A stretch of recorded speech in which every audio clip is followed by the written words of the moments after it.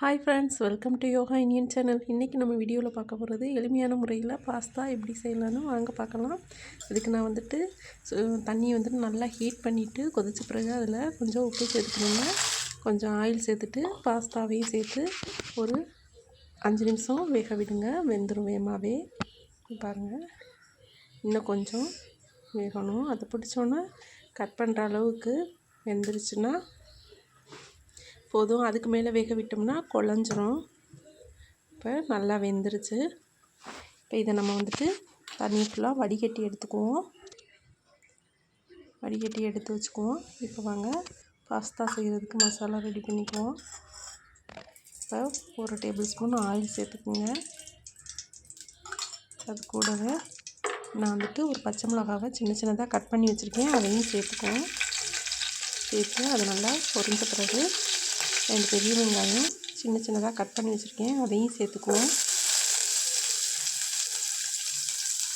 சேர்த்து நல்லா பொரிஞ்ச பிறகு நல்லா வதக்கி விடுங்க. வதக்கி விட்டு நல்லா பொரிஞ்ச பிறகு இது கூட 1 டேபிள் ஸ்பூன் இஞ்சி பூண்டு பேஸ்ட் சேர்த்துக்குவோம். இதையும் நல்லா பச்சை வாசனை போகிற வரைக்கும் நல்லா கிளறி விடுவோம். இப்போ நான் மீடியம் சைஸ் தக்காளி 2 அரைச்சி சேர்த்துக்கிட்டேன். நீங்கள் இல்லைன்னா டொமேட்டோ சாஸ் சேர்த்துக்கலாம். தக்காளி சேர்த்துக்கிட்டேன். இப்போ 1 டேபிள் ஸ்பூன் தனி மிளகாய் தூள், 1 table spoon garam masala, 1/2 table spoon chicken masala சேர்த்துக்குங்க. தேவையான அளவு உப்பு சேர்த்துக்குங்க. இதை நல்லா கிளறி விடுங்க. இப்போ நம்ம வடிகட்டி எடுத்து வச்சுருக்க பாஸ்தாவை இது கூட சேர்த்துக்குவோம். தண்ணி நல்லா வதங்கிச்சு. சேர்த்து நல்லா கிளறி விடுங்க.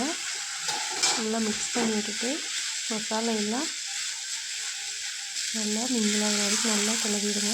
பாருங்கள், அருமையான பாஸ்தா ரெடி ஆகிடுச்சுங்க. இப்போ இதில் கொஞ்சம் மல்லி இலையை சேர்த்துக்குவோம். சேர்த்து நல்லா கிளறி விடுங்க. இந்த மாதிரி நீங்களும் பாஸ்தா வீட்டில் செஞ்சு பாருங்கள். டேஸ்ட் எப்படி இருந்துச்சுன்னு எனக்கு மறக்காமல் கமெண்ட் பண்ணுங்கள். இந்த மாதிரி குழந்தைங்களுக்கு செஞ்சு கொடுத்து பாருங்கள். ரொம்ப விரும்பி சாப்பிடுவாங்க.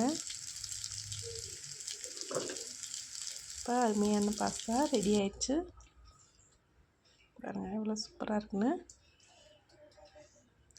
என்னுடைய வீடியோஸ்லாம் பிடிச்சிருந்துச்சுன்னா ஃப்ரெண்ட்ஸ், என்னுடைய சேனலை மறக்காமல் சப்ஸ்கிரைப் பண்ணிடுங்க. லைக் பண்ணுங்கள், ஷேர் பண்ணுங்கள், பெல் ஐக்கானை கிளிக் பண்ணுங்கள், கமெண்ட் பண்ணுங்கள். Thank you friends. திரும்ப இன்னொரு வீடியோவில் எல்லோரும் பார்ப்போம்.